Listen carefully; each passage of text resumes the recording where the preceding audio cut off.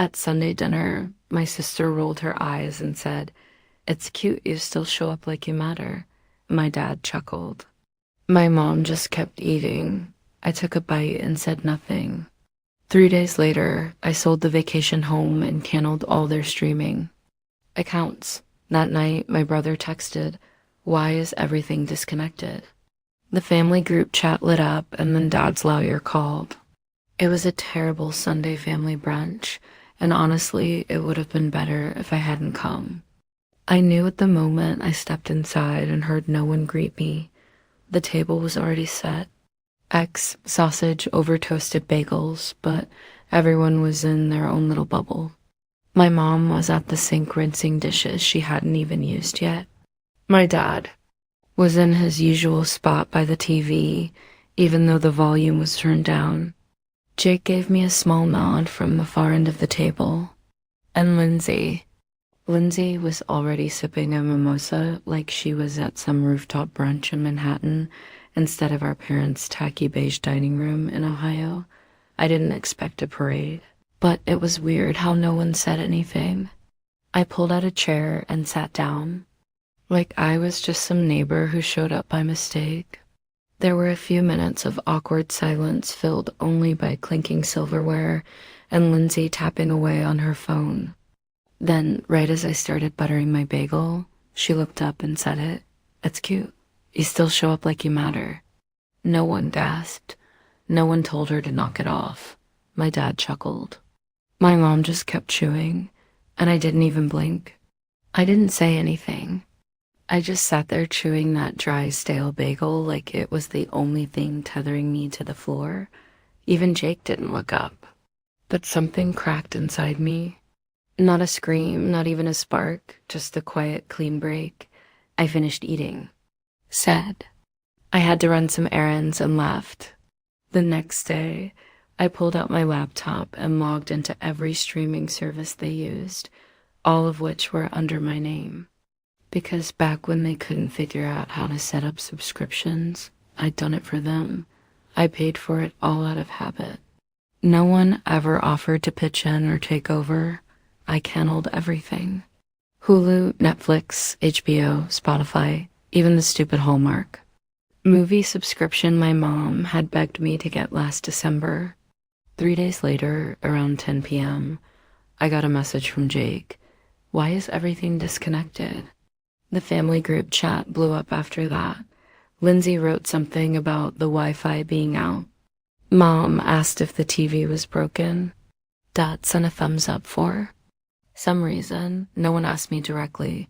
No one thought to. I just watched the chaos unfold like I was sitting in the rafters of a burning building. That same night, I did the other thing. I went into my files and opened the folder labeled TC Property. TC as in Traverse City, the vacation house, or as they like to call it, the family getaway. That place had been in my name for 4 years. Transferred by my dad when he was trying to protect it from a potential lien. He told me it was just on paper, that I'd transfer it back when things calmed down.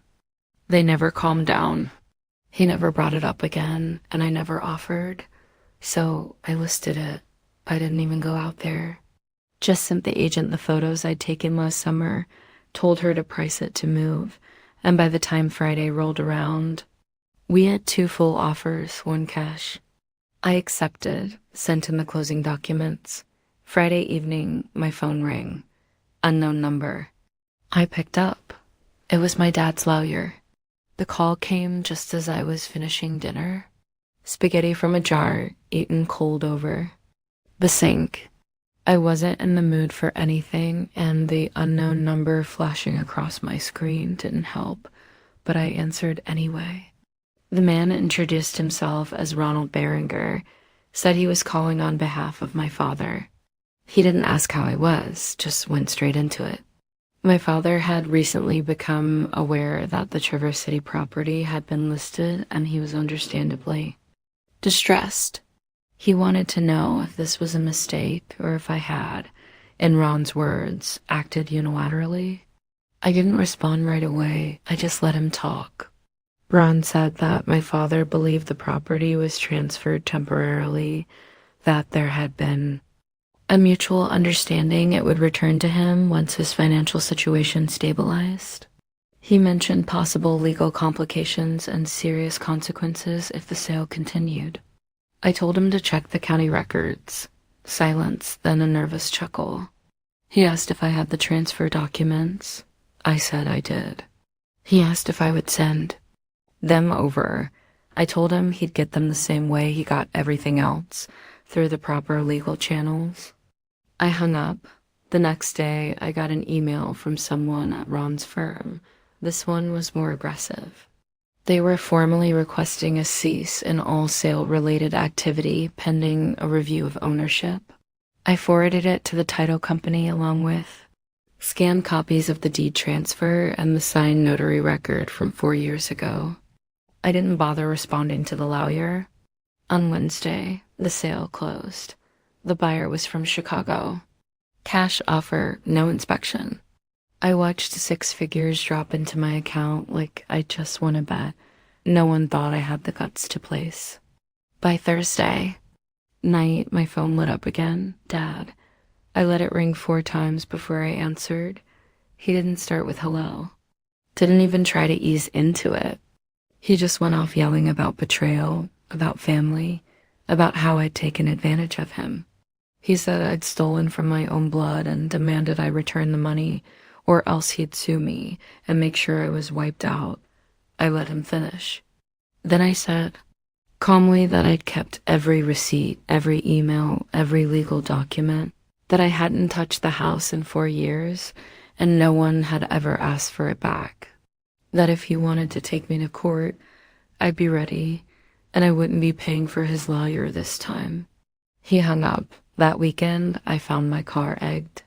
Not just the windshield, the roof, the doors, the grill, yolks dripping into the vents. It stank for days. I knew it was them, probably Lindsay. This was her level of maturity. If she couldn't win, she'd throw a tantrum. I got it cleaned and moved on. Monday morning, my mailbox was jammed with shredded paper. A mess of coupons, junk ads, random scraps. It was stuffed so tight I had to dig it out by hand. No note, no signature, just chaos. Again, I didn't say anything. That Friday, I came out to find my back tire slashed. Not punctured, slashed, clean, cut right down the sidewall. That one cost me $170. Next week, it was the front tire. Week after that, it was the other side. Always one at a time. Always just enough to make sure I couldn't drive without fixing it, but never enough to justify insurance. I didn't call the police. I didn't confront anyone. I just replaced the tires and kept every receipt in a folder labeled petty. But I wasn't done because 2 years ago, Lindsay couldn't qualify for a car loan. Bad credit, too many late payments, and a repo in college didn't help. She begged me to co-sign. Said it was just to get her approved. She'd make every payment. I'd never have to worry. She missed the first payment. I didn't even tell her. I just paid it. And then the next, and the next. I've been paying her car loan for 24 months, quietly out of guilt or habit or stupidity. I don't know, but not anymore. That Friday, I logged in and canceled the autopay. No warning, no message, just silence. I closed my laptop and waited for the fire. It took 3 days. 3 days after I canceled the autopay on Lindsay's car loan, my phone blew up.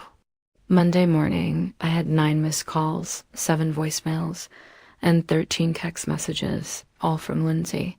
She never calls. She texts when she wants something, sends voice notes when she's ranting, and passive-aggressive gifs when she's trying to make a point. But this time, she called repeatedly. I didn't answer. The text started short. Hey, did the loan autopay get stuck? Then came the real ones. My car payment just bounced and I got a late notice. WTF is going on? I swear if you're pulling some kind of power move, Lisa, this is actually serious.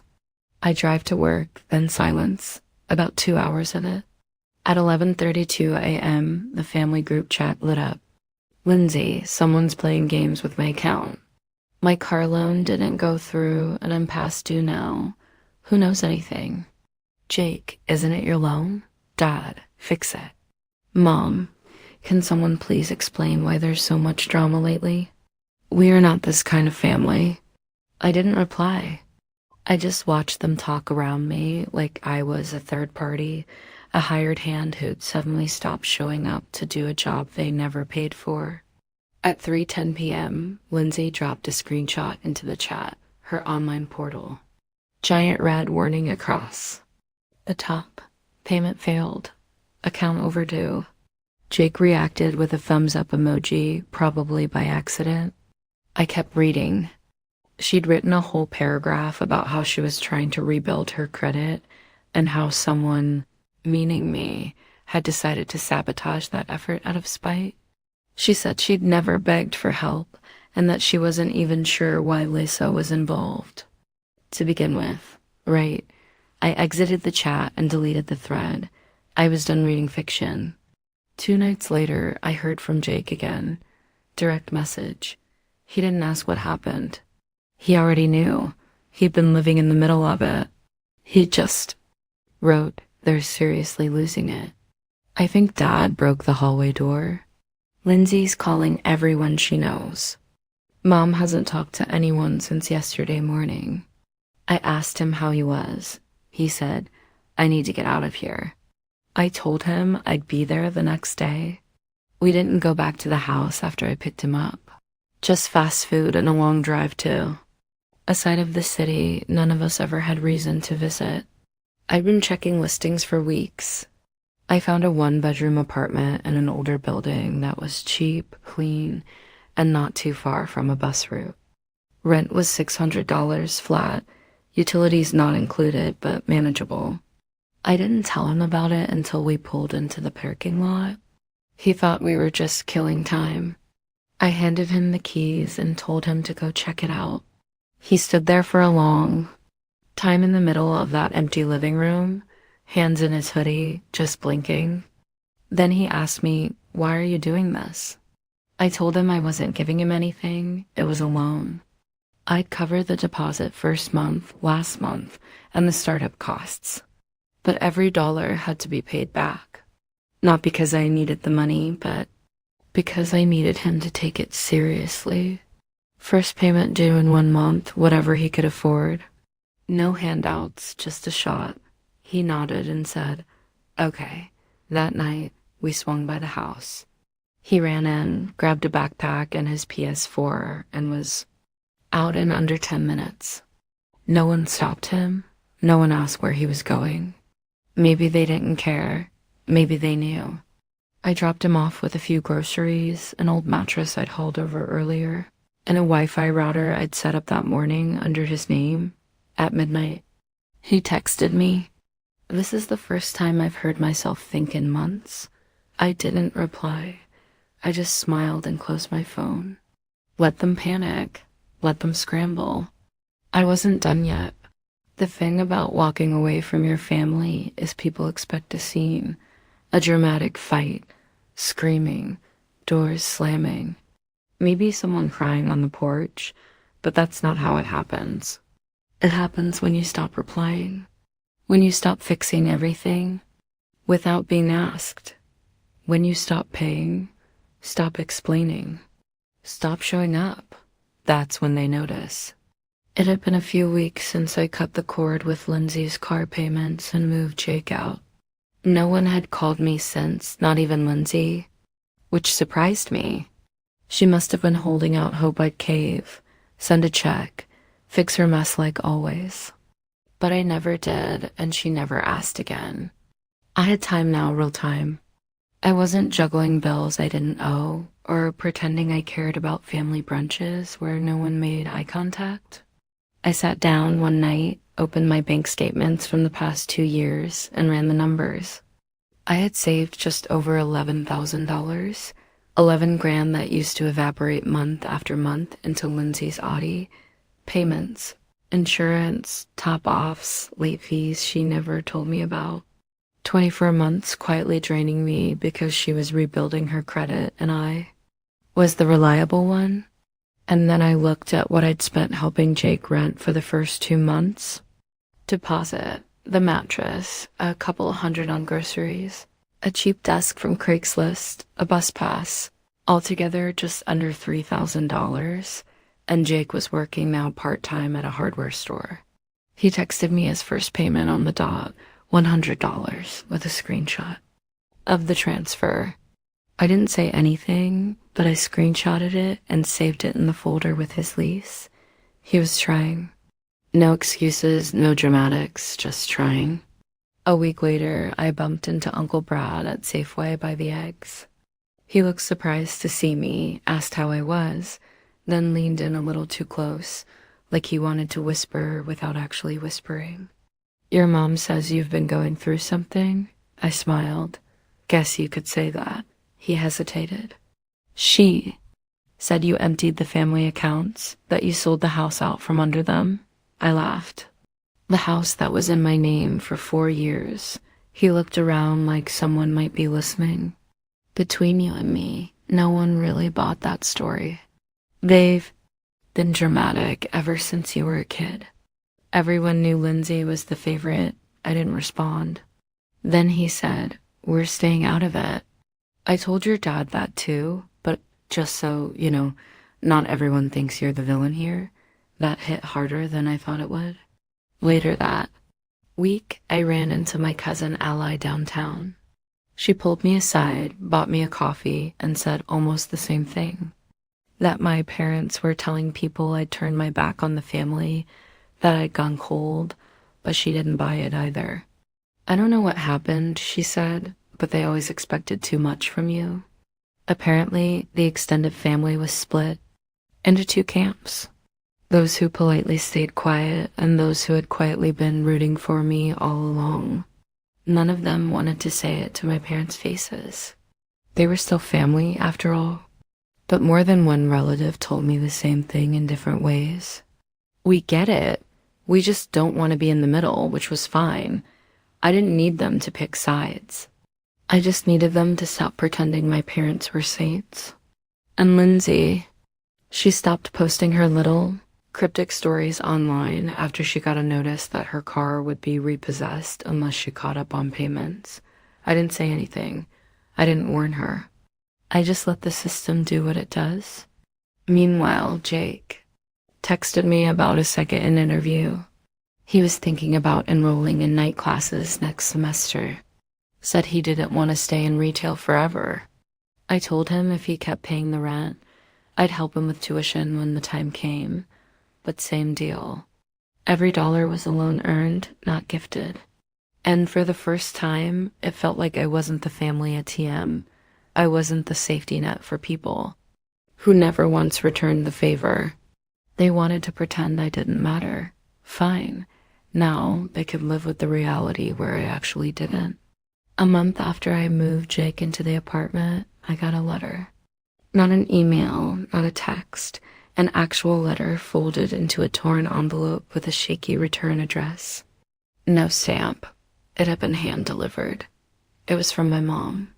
She didn't write much, just said she hoped I was okay, that she missed how things used to be, that Dad was still very upset, and Lindsay was dealing with a lot. Then at the bottom, like an afterthought, she wrote, "Please don't hurt the family anymore." That line stuck with me for hours.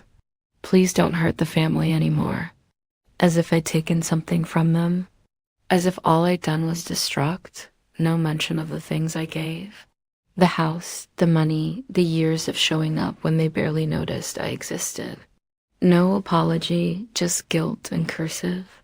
I burned the letter in a dish on my balcony.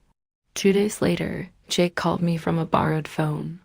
His had been shut off. His mom had finally cut him out of the family plan. I told him to keep the borrowed one for now. He said thanks, but he'd be fine. He'd get it prepaid and figure it out. Later that same night, I got a notification from my credit monitoring app. There was a new auto loan inquiry under my name. I froze. Open alert. It was from a dealership in the next town over. Someone had tried to apply for financing using my social security number. The application didn't go through, probably because of the freeze I'd put on my credit after the house sale, but it had been attempted. I called the dealership the next morning. They said a woman had come in using my info. No ID, just basic details, and claimed she was authorized to apply under my name because I was handling everything remotely. They wouldn't give me a name, but I didn't need one. It was Lindsay. I filed a fraud alert that afternoon, and I didn't say a word to her. Let her wonder why her next attempt got flagged. Let her keep digging the hole. That weekend, I visited Jake, brought over some frozen meals and a few things for the kitchen. We sat on his ratty couch and watched him try to fix a wobbly chair someone had given him for free. He told me he was working extra hours and planning to start paying me back $150 a month instead of $100. I asked him why the change. He shrugged. Feels right. Then he said, they're freaking out more than ever now.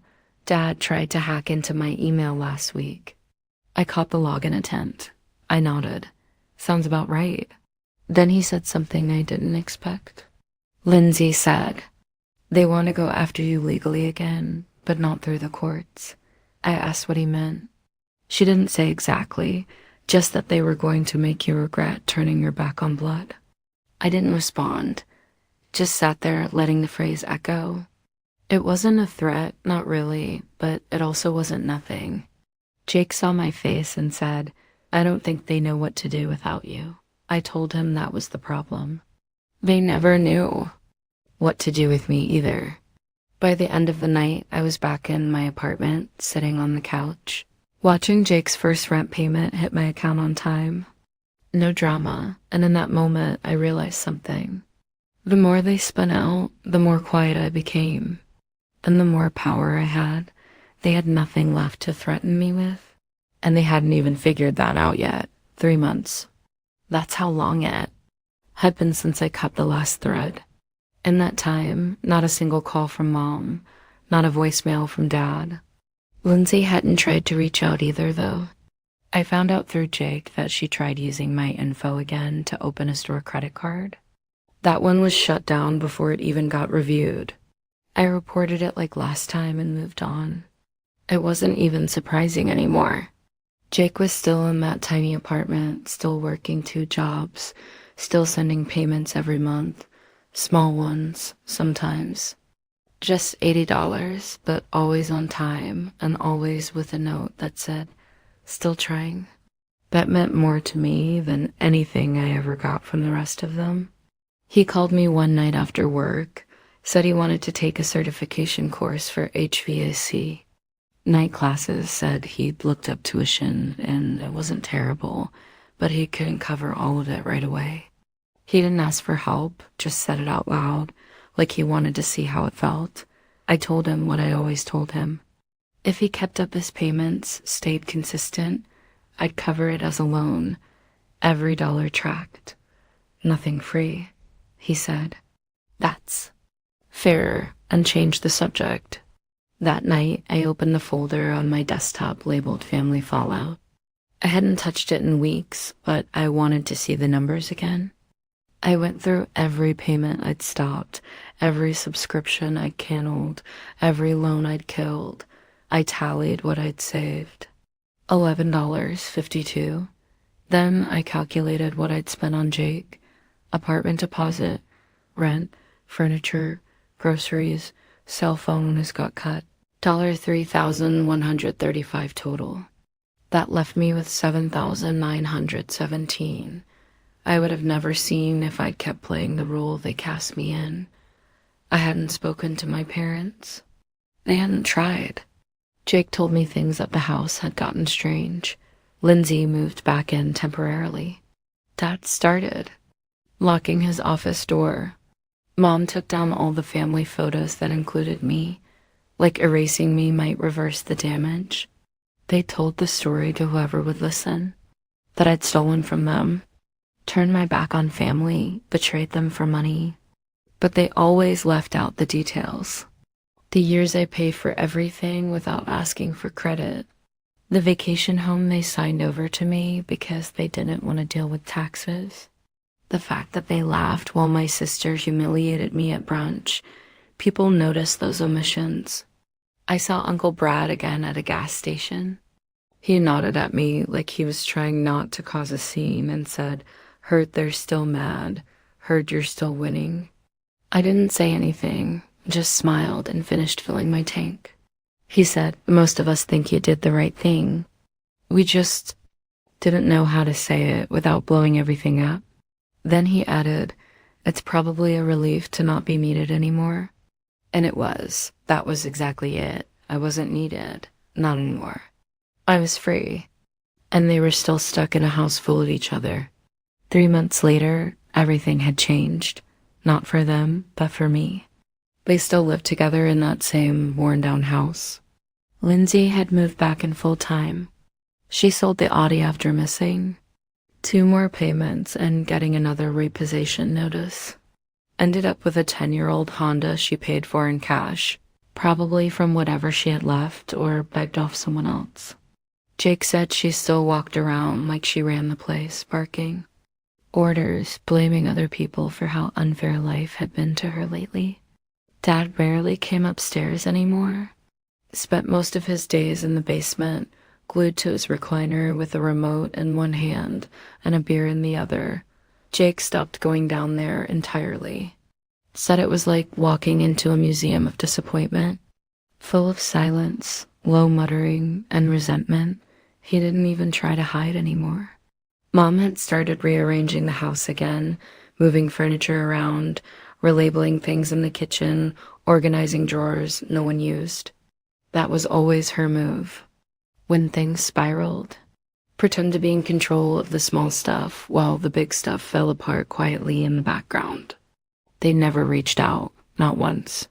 No apology, no message, not even an insult in the group chat.